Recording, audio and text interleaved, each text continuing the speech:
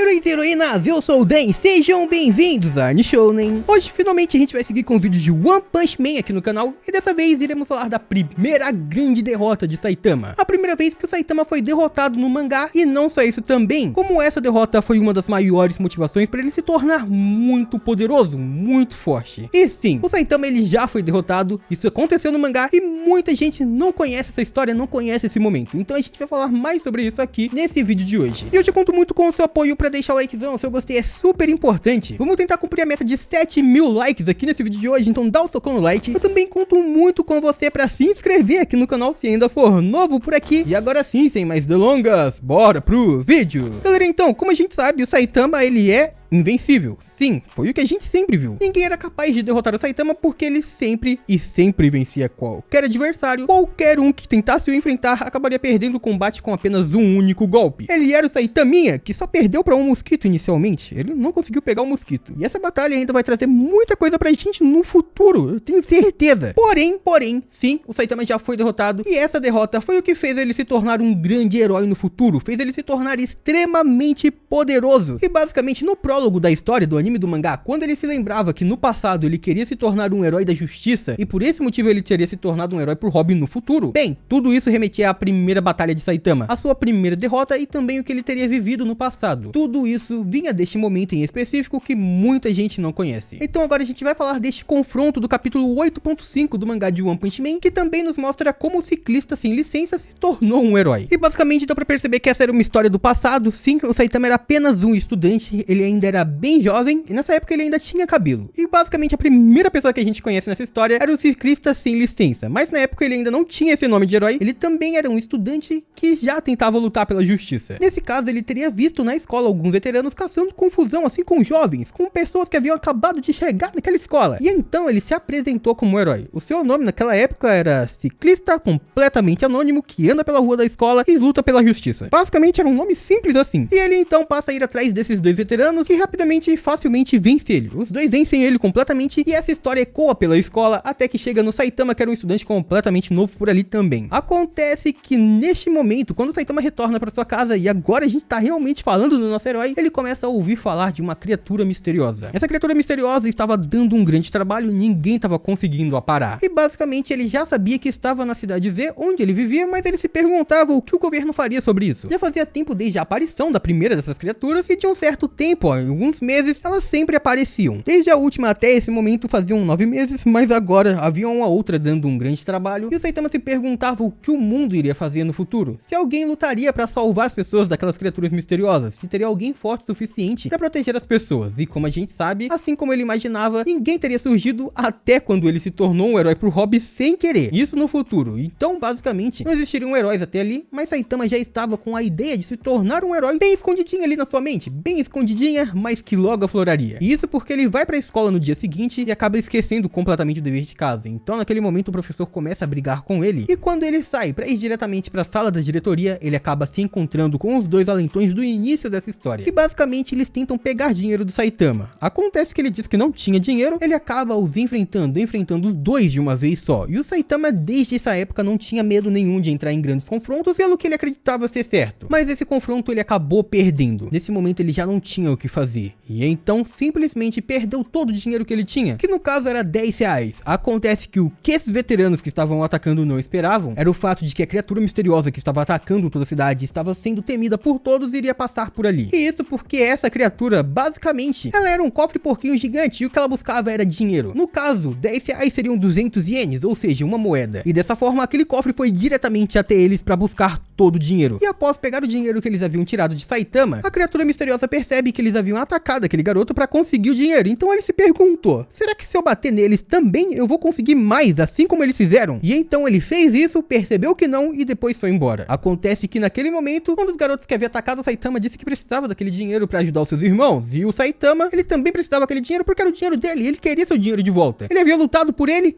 perdeu, mas lutou por ele. E agora ele iria lutar mais uma vez. Ele se ergue e começa a dizer que aquela será a sua primeira grande batalha contra o monstro. E então ele decide agir como um herói. herói pra salvar algo que pertencia a ele, mas ele iria lutar contra uma criatura que ninguém podia vencer, que ninguém estava conseguindo derrotar. E Saitama sai em alta velocidade atrás dele e começa a o perseguir por muito, mas muito tempo mesmo. Então, nesse momento, ele acaba se encontrando em um local onde aquele porquinho estava, e ele simplesmente se vira e ataca o Saitama. Em apenas um instante, em apenas um único segundo, um único golpe, ele havia atingido o Saitama mandado pra muito longe, e assim vencido o primeiro confronto, vencido a primeira batalha. Dessa forma, conhecemos a primeira grande derrota do Saitama pra um monstro. Mas ele então, nesse momento, teria percebido que sim, ninguém estava enfrentando as criaturas misteriosas, ninguém estavam conseguindo parar. Depois de um certo tempo, realmente ela foi derrotada, mas não foi por Saitama, mas não foi por alguém que estava ali, destinada e estava preparada para proteger as pessoas e proteger aquilo que elas tinham. No caso do Saitama, 200 ienes. E então, naquele momento, ele realmente havia percebido mais do que nunca que era necessário alguém que lutasse por todos. Acontece que depois disso, o professor se pergunta por que ele não foi para a diretoria, e ele realmente não soube como explicar, porque na verdade a história dele parecia muito fantasiosa. E então, depois de levar uma bronca novamente, o Saitama começa a se perguntar se um dia ele seria bom nos estudos e não só isso, se ele se tornaria uma pessoa forte, se ele conseguiria ser alguém forte. Neste ponto, ele já entendia o que queria fazer pro futuro, ajudar as pessoas, lutar contra o mal. E a gente viu que sim, o ciclista sem licença também já pensava e já estava fazendo isso desde sempre, sendo também um herói pro hobby. Enquanto Saitama nessa época ainda esperava que alguém lutasse para proteger as pessoas, ele ainda esperava ter um futuro diferente. Mesmo assim, mesmo muito jovem, o Saitama já pensava em se tornar mais forte, já pensava em ter poder, e ele também pensava que teria que se esforçar para fazer algo que ele não queria. Nesse caso, ele não queria arrumar um emprego no futuro, como a gente sabe. Ele estava há muito tempo, no primeiro episódio do anime, procurando um emprego, e isso depois de uma série de entrevistas. Ele sempre